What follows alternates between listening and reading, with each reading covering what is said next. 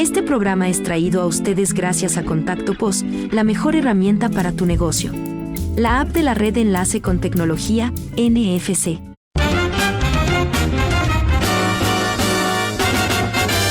Esto es Cabildeo Digital.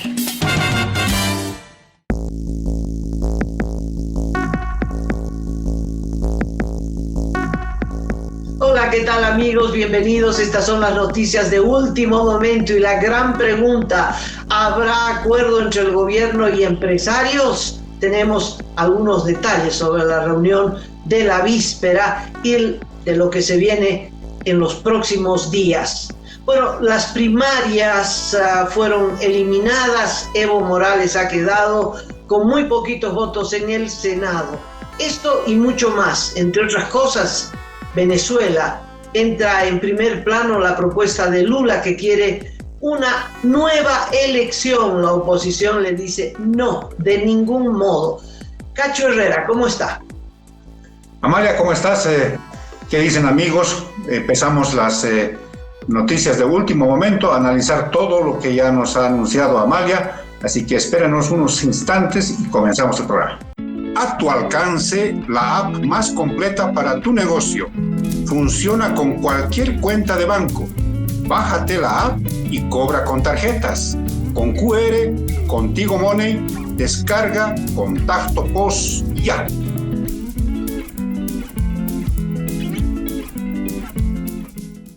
El gobierno, con la presencia del propio presidente Luis Arce Catacora, y los empresarios se reunieron en la víspera. Reunión en La Paz, en el terreno del presidente. Cacho, ¿hubo acuerdo? Porque se habla de un posible acuerdo ya para las próximas horas. No hubo acuerdo, Amalia, amigos, se reunieron después de las 4 de la tarde hasta más o menos pasadas las 8 de la noche. No hubo acuerdo porque hay muchas complicaciones, muchas maneras distintas de ver la realidad crítica de la economía en nuestro país. Hay miradas totalmente diferentes. Por ejemplo, el empresariado boliviano ha planteado que, por ejemplo, se elimine el ITF, el impuesto a las transacciones financieras, o se acuda a organismos de financiamiento internacional. Está el Banco Mundial, el Fondo Monetario Internacional, la propia CAF, ¿no? Pero las fuentes que hemos consultado en estas últimas horas dan cuenta de que eso no va a ser posible. La situación es vista de una manera totalmente distinta por parte del gobierno. Cree que con controles de divisas, con algún tipo de medidas de menor impacto, sí se pueden resolver esta difícil situación. Entonces, las fuentes que hemos consultado, Amalia, dan cuenta de que hoy habría una reunión en Santa Cruz de varios representantes del empresariado que han estado ayer en la reunión en la Casa Grande. Para analizar todo esto. Les ha dejado un muy mal sabor de boca todo lo que ha sucedido ayer, y entonces se están reuniendo en las próximas horas. Van a definir, me imagino, alguna posición conjunta, y esa posición conjunta la van a traer a La Paz este viernes para la continuación de la reunión. A ver qué sale. Ojalá el gobierno en estas horas se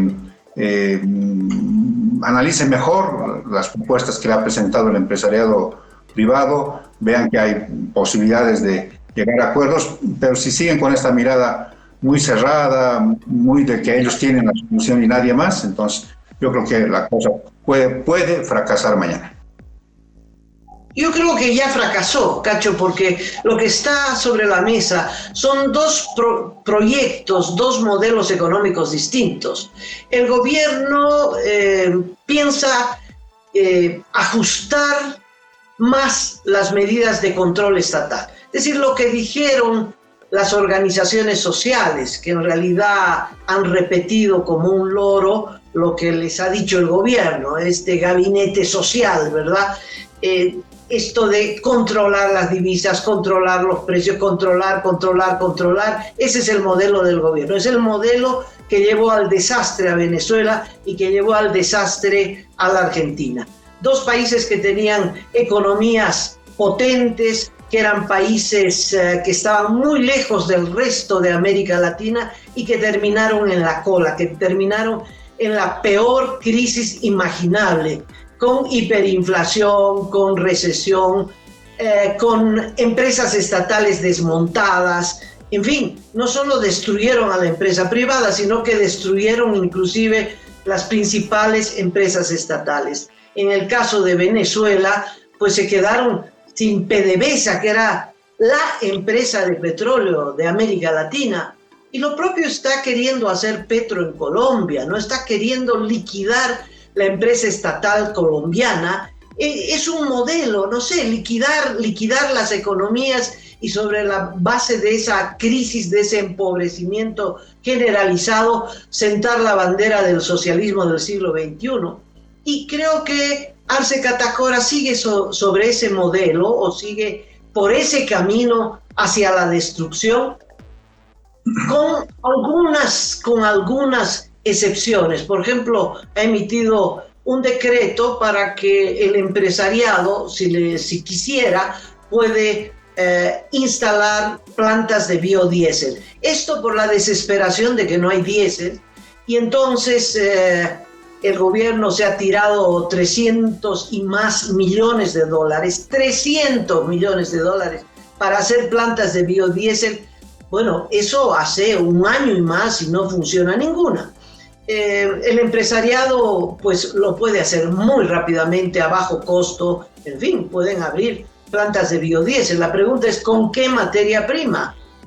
Posiblemente la soya, que ahora ha perdido su valor. Alguna vez la soya, la tonelada costó $600, está en 300, cacho. Entonces puede ser rentable usar la soya en vez de exportarla, convertirla en diésel, puede ser rentable. Bueno, salvo esa excepción, el resto, el proyecto del gobierno es liquidar a las empresas privadas. Y las empresas privadas van a patalear, cacho, van a patalear. Lo interesante de todo esto es, confírmame esta información, que el gobierno presentó a don Hugo Moldis como el asesor del gobierno, el principal asesor en materia política, económica.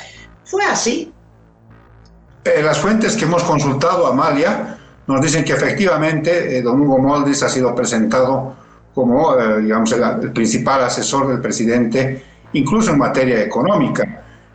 Nos dicen que, por ejemplo, guardó silencio, prácticamente no participó con sus criterios el ministro de Planificación, el señor Sergio Cusicanqui, quien de alguna manera estaba ahí al mando de todos los datos, las explicaciones era el ministro de Economía, pero con esta visión cerrada, me imagino ya acordada antes de la reunión, donde pesa más una visión ideológica que una visión práctica de resolver la crisis en el menor tiempo posible.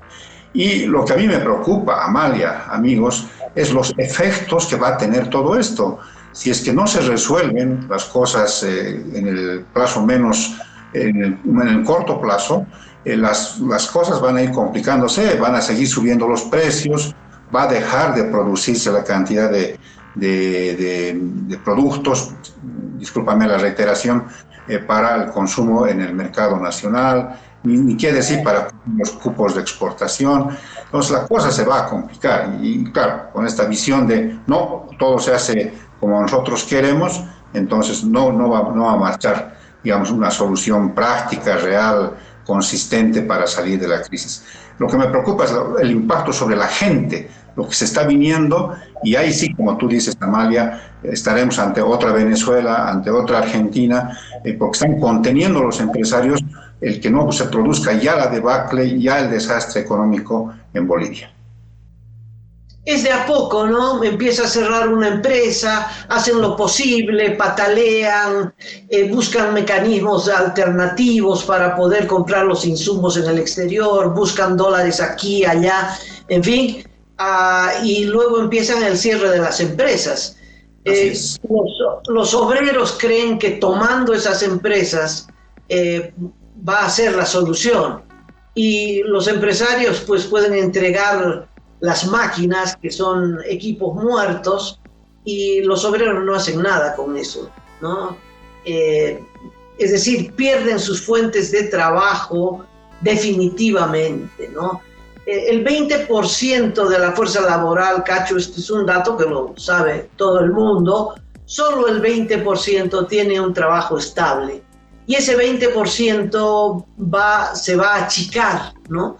Entonces los índices de pobreza, de desempleo, cada vez más profesionales usando su vehículo para hacer de taxista, ¿sabes? Enfrentar la crisis como se pueda y luego irse del país. Los jóvenes rajan, los jóvenes se van del país y así se suman a la migración masiva de Venezuela, de Cuba, de nicaragüenses y luego vendremos los bolivianos. ¿Por qué? Porque es el modelo económico el que no funciona, no es la voluntad de Arce. Arce está anclado al modelo económico, un modelo económico del que ya se deshicieron los venezolanos y los cubanos que están pues aplicando medidas de impulso capitalista a todo dar y de apertura a inversiones extranjeras, solo que con ellos a la cabeza pues no atraen a nadie, salvo a los rusos un poquito, y bueno, los chinos que se están comiendo o se comieron Venezuela.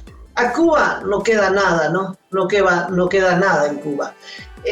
Lo interesante es Moldis, porque Moldis es fue un activista, fue en el gobierno de Evo Morales, muy cortito, ministro de gobierno, no sé si te acuerdas. Hizo un papelón, después se lo acusó de haber recibido sobornos para el caso del peruano que vino a buscar visa y que Evo Morales lo entregó en la frontera, Belaúnde, no sé si te acuerdas. Sí. Pero era Pérez el ministro de gobierno, pero el anterior había sido Moldis y se lo acusaba de haber hecho las gestiones a favor de Belaúnde. Él negó aquello, en fin, pero tuvo un paso muy corto y muy vapuleado como ministro de gobierno. Ahora parece que es el asesor del gobierno. Como ya se fue el anterior Richter, ahora lo tienen a Hugo Moldis, el dueño de los pasillos de la Casa Grande, pasillos que son largos y grandes, ¿no? Bueno, Hugo Moldis viene de la escuela cubana. Tú me corriges, Cacho, o agregas lo que te parezca. Pero Hugo Moldis viene de la escuela cubana. Él es un pro-cubano a morir y lo único que quiere es mantener la relación con los cubanos y por supuesto es el que impulsa el modelo estatista en el gobierno de Arce Catacora y es el que impulsa este desastre, ¿no? Pisa fuerte Hugo Moldis. Hubo, déjame ver la fecha, me parece 21 de junio, 23 de julio, hace poquito, la embajadora de Bolivia en Rusia, María Luisa Ramos, se quejó en una carta pública, se quejó contra Hugo Moldis. ¿Por qué? Porque Hugo Moldis le estaba serruchando el piso y le está serruchando el piso para que su hijo sea el embajador. Según María Luisa, cuenta lo siguiente, que ella preparó la llegada de Luis Arce Catacora para la entrevista con Putin. Y en la reunión con Putin iban a participar solo las altas esferas, ¿no? Es decir, Luis Arce Catacora, si venía algún ministro, un ministro, ella como embajadora y se acabó. Y el hijo de Hugo Moldis había sido el cónsul, Carlos Moldis, cónsul en Rusia, y era cónsul. Entonces no tenía los créditos, las cartas como para entrar a la reunión con Putin. Esto enfureció a Hugo Moldis y Carlitos se puso a llorar, papá, no me dejaron entrar. Bueno, y el papá entonces está serruchándole el piso para que María Luisa Ramos renuncie a su cargo. Ella presentó una carta pública diciéndole, encarándolo a Hugo Moldis, ¿no? ¿Es esto? Porque tu hijo no entró a la reunión, ¿me quieres sacar de de embajadora, y porque desde la Cancillería empezaron a pedirle cuentas a la embajadora, ¿no? Y entonces ella dice, detrás de esto está la mano que no es negra, de Hugo Moldis. Bueno, Amalia, me sorprendió mucho, Amalia, y con esta información que hemos recibido de que es el principal asesor del presidente Luis Arce, me sorprendió mucho dos apariciones que tuvo en el último tiempo Hugo Moldis, a quien yo conozco de décadas. Hemos trabajado juntos en el periódico Última Hora, te imaginarás hace cuánto tiempo. Me sorprendió mucho el hecho de que él sea designado por el gobierno como una especie de alter ego en los medios de comunicación después de que el presidente lanzó su mensaje del 6 de agosto. Te voy a dar un solo ejemplo para que comprendas cómo viene el asunto. Da el mensaje Luis Arce, inmediatamente la Unitel busca una repercusión del expresidente Jorge Tuto Quiroga, que tú sabes maneja muchísimos datos, tiene claridad sobre cómo es el asunto, hace la repercusión Tuto Quiroga, inmediatamente después sale desde Sucre Hugo Moldis hablando de economía, ¿no? Y dice que las cosas están bien, que las medidas que ha lanzado el presidente, que el anuncio del referéndum es la salida a todos los males. Bueno, yo dije, debe ser que lo han agarrado ahí, estaba en el Sucre y necesitaban una especie de contraparte, y entonces ahí. Pero después, Amalia, días después, ocurrió lo mismo, ya esta vez en entrevistas ya programadas, porque es un programa que se toma su tiempo para los entrevistados, que es que no me pierda de la Red 1. En la noche, empieza a las 10 de la noche el programa. Otra vez yo veo sorprendentemente a Hugo Moldis hablando de economía, después de que antes participó otros analistas, incluso don Samuel Doria Medina, y después Hugo Moldis. Dije que no es su fuerte, no, nunca yo le he conocido, digamos, como el hombre que maneje el tema económico. Sí, político, es una persona, como tú dices, muy ligada a Cuba, es marxista, él se reconoce como marxista. Entonces me sorprendió, ya cuando nos comunican, nos informan las fuentes de que es el asesor principal, yo dije, con razón ha estado hablando de temas económicos en los medios de comunicación. Entonces, si es así, Amalia, hay que decirle a Hugo, si está mirando el programa, Hugo, no cometan el error de pensar que ustedes tienen solamente la solución y la verdad en este tema. No cometan ese error, ábranse a la posibilidad de que también los empresarios tengan soluciones concretas, porque esa es su actividad. Ellos bregan todos los días, aparece un problema y lo resuelven con mucha practicidad. Quizás eso les está faltando a ustedes. A mí me llamó mucho la atención, Amalia, realmente me llamó muchísimo la atención el que ayer, Amalia, a horas del encuentro del presidente con los empresarios, salga el ministro de Economía a decir que estaba el decreto para viabilizar la instalación de plantas privadas de biodiesel. Eso es uno de los acuerdos del 19 de febrero de este año con los propios empresarios.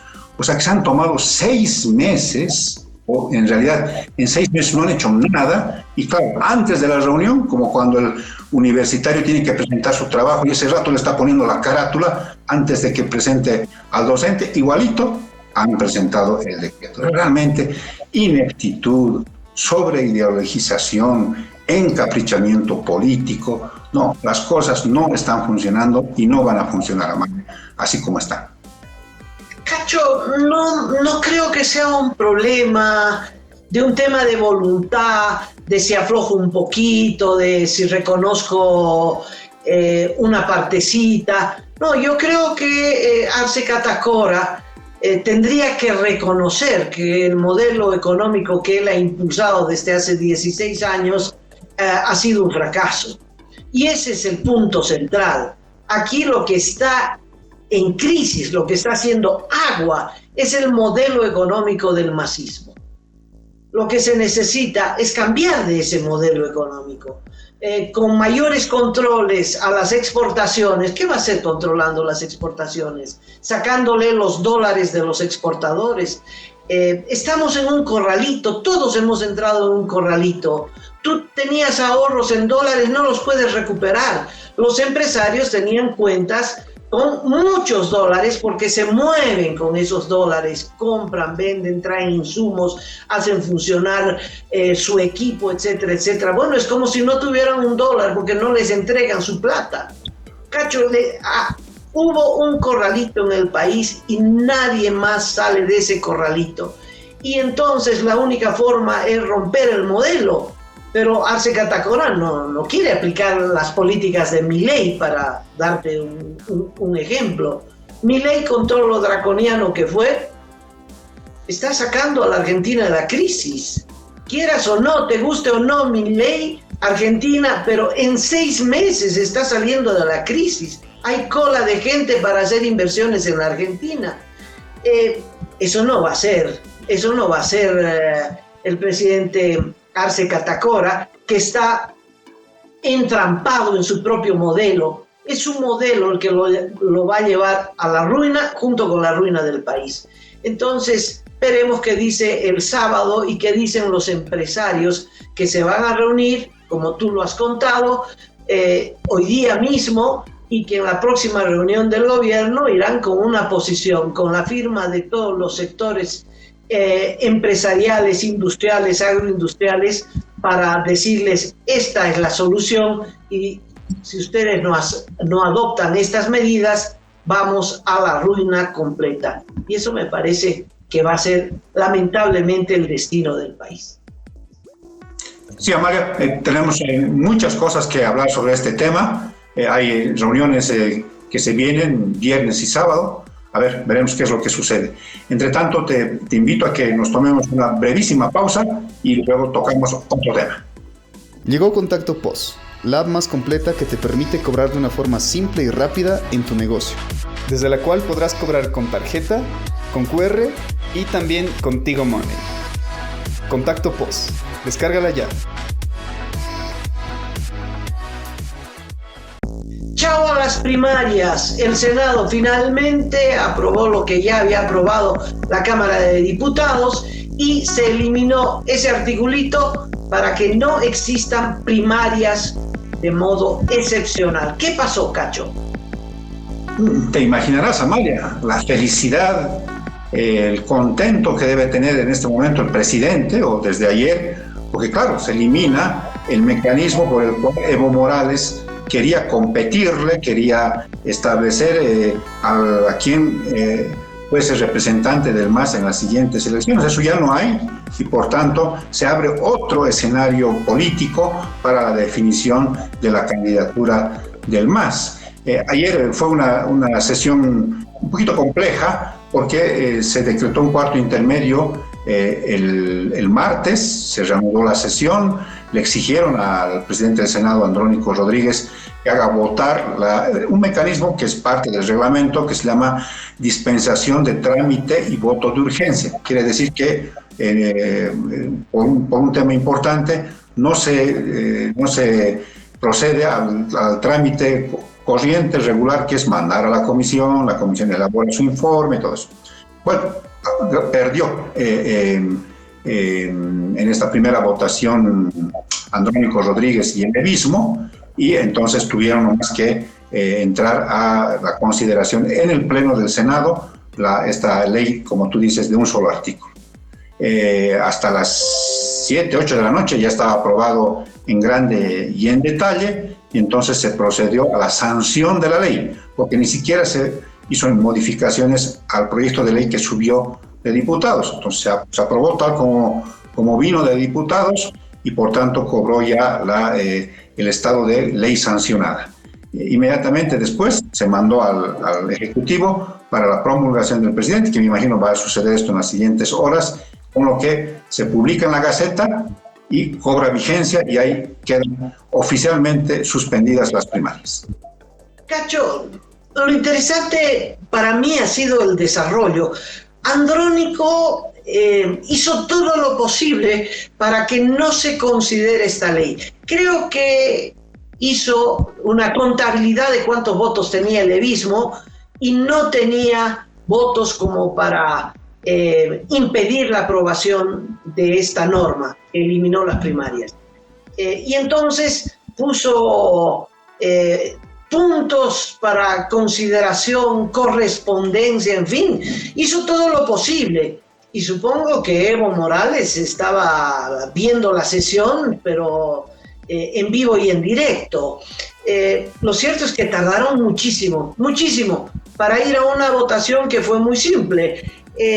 21 votos a favor de la eliminación de las primarias, de 28 en sala. Es decir, habían 8 ausentes y los evistas son solo 7.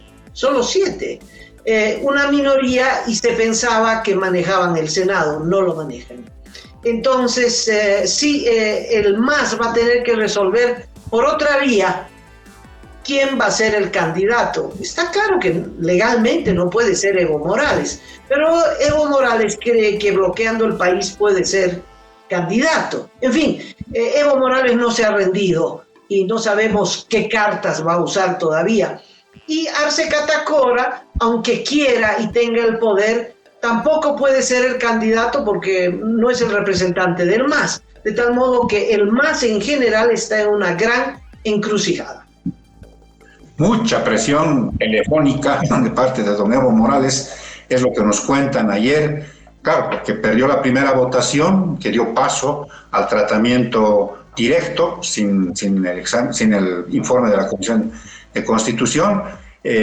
Para ganar tiempo puso esto en el último punto de la agenda del día y claro, don Evo Morales, que llamaba cada rato para decirle, me imagino, esta parte no me la han contado, suspende la sesión, haz algo para que hagas otro cuarto intermedio, pero ya no había manera porque no tenían los votos, ya estaba agendado el tratamiento de la ley y en la aprobación en grande y en detalle perdió por los guarismos que tú señalas. Entonces debe estar muy preocupado Amalia porque casualmente, entre comillas casualmente, el presidente del Tribunal de Justicia de nuestro país, don Marco Jaimes, salió a los medios de comunicación a decir que se ha emitido el auto supremo para la detención preventiva con fines de extradición de Maximiliano Dávila, que está detenido, pero este formalismo es clave para iniciar el tratamiento de la extradición y en este momento Maximiliano Dávila ya tiene la calidad de extraditable. En 20 días, después de que se notifique a Maximiliano Dávila con este auto supremo, corren 20 días y tiene que definir el Tribunal Supremo si accede a la extradición o rechaza el pedido de Estados Unidos. Casualmente sucedió esto, entonces yo creo que don Evo Morales ha quedado un poquito con las cajas destempladas porque le fue mal con el tema de las primarias y apareció este elemento de la extradición de Maximiliano Dávila. Entonces las cosas no han bajado de intensidad en esta pelea entre evistas y arcistas. Como te dije hace un ratito, se abre un nuevo escenario político. ¿Cómo lo encarará don Evo Morales? Esto de que no sea el voto de los militantes o de la gente, si hubieran sido abiertas, el que defina al candidato del MAS. ¿Cuál será el mecanismo? No sabemos todavía. Está todavía pendiente esto de los congresos, si avalan uno o el otro congreso. Todavía hay muchas cosas que se tienen que dilucidar. No te entendí lo de Maximiliano Dávila. La Corte Suprema ya aprobó la extradición de Dávila. No, es un paso previo que se llama auto supremo de detención preventiva con fines de extradición del señor Maximiliano Dávila.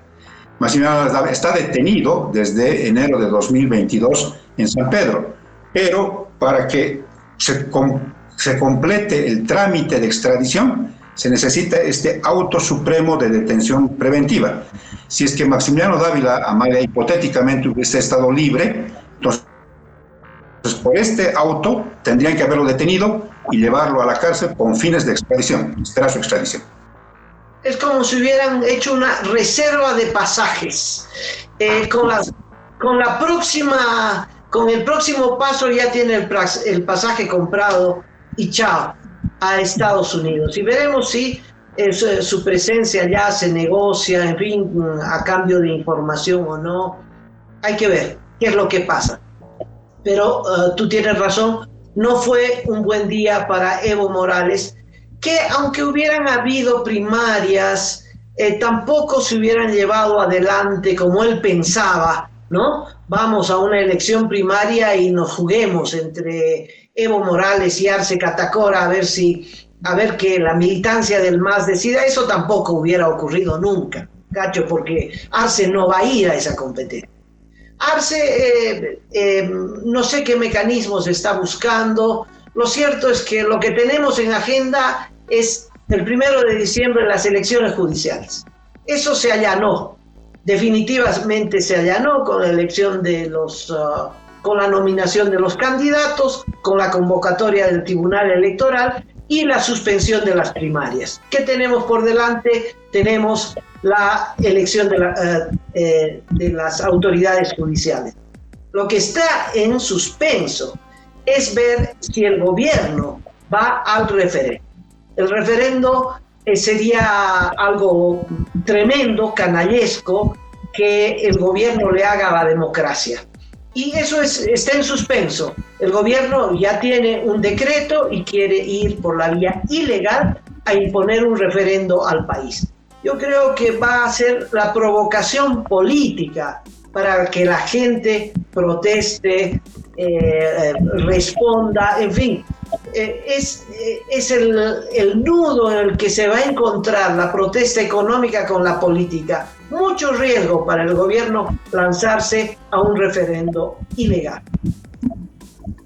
En esto está embarcadísimo Iván Lima, el ministro de Justicia, que ha señalado que sí va a haber este referéndum. Está habilitado el presidente por un otro auto, en este caso del Tribunal Constitucional, para que pueda convocarse a este referéndum.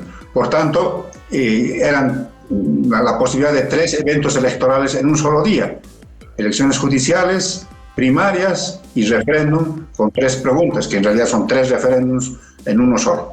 Entonces, ya no hay primarias, entonces hay la posibilidad de elecciones judiciales y referéndum o 3 referéndums en uno solo.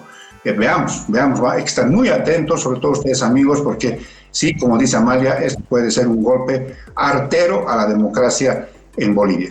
Pero si están así las cosas, Amalia, ¿cómo están las cosas? ¿Cómo están de graves las cosas en Venezuela con una última maniobra de parte del régimen de Maduro?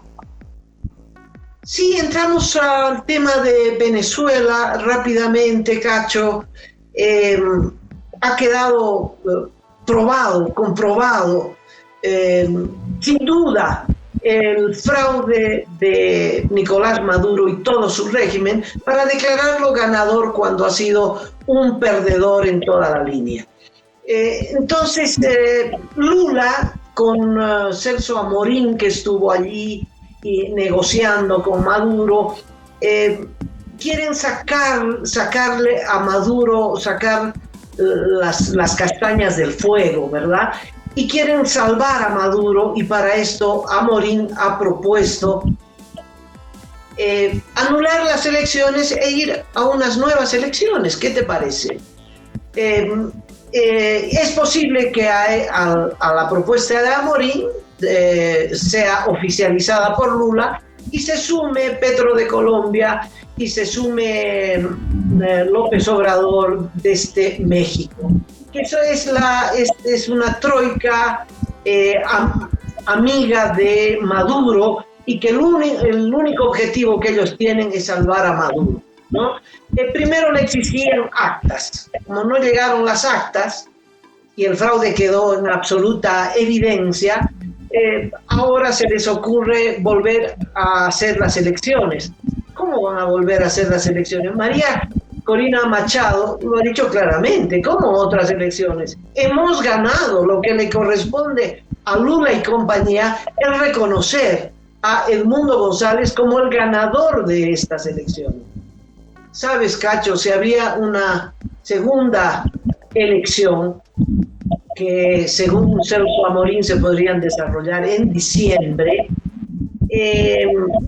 sería una elección aún más antidemocrática. Antidemocrática porque ya desconoces la voluntad popular, pero harías unas nuevas elecciones de tal manera que el triunfo de Maduro esté garantizado. Por ejemplo, 0 observadores internacionales. Como dijo Jorge Rodríguez, que es el presidente de la Asamblea Legislativa, el tercer hombre en el poder en Venezuela, dijo, ¿por qué tienen que venir? Refiriéndose a los observadores internacionales y en protesta por el informe de 4 expertos de las Naciones Unidas. ¿Por qué tienen que venir? O sea, no habría ningún observador internacional, ningún testigo de la oposición podría llevarse un acta, ¿sabes? ¿No? Con 2.000 personas detenidas, con una docena de jóvenes asesinados, con desaparecidos. De esto no habla Lula. A nadie se conmovió, pero no se les movió una pestaña para compartir el sufrimiento, ¿no? Y la ilusión pisoteada de cambio democrático en Venezuela. Lula no dijo una palabra de los detenidos, no dijo una palabra de los asesinados. Lo único que quieren es salvar a Maduro. Junto con esto ha habido un pronunciamiento de 27 exmandatarios, que tú sabes de eso, Cacho. Así es, Amalia, 27 expresidentes de Iberoamérica han expresado su rechazo, una denuncia de que los gobiernos de Brasil, de Colombia y de México están apoyando esta maniobra antidemocrática del régimen de Maduro, del régimen chavista en Venezuela, que es decepcionante, Amalia. Te acordarás lo que dijo Lula da Silva, que el que pierde se va. Eso es lo que dijo después de que reprochó que haya un baño de sangre en Venezuela. Bueno, nos mintió a todos porque en realidad lo que están haciendo es que el perdedor ahora tenga la posibilidad de una nueva elección. Decepcionante, Amalia, por supuesto.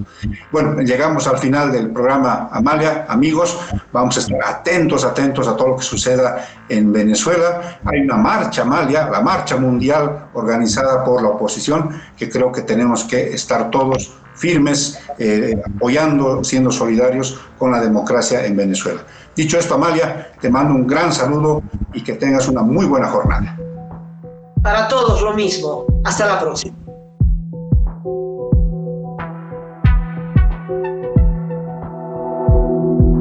Aporta a Cabildeo Digital y apoya al periodismo independiente.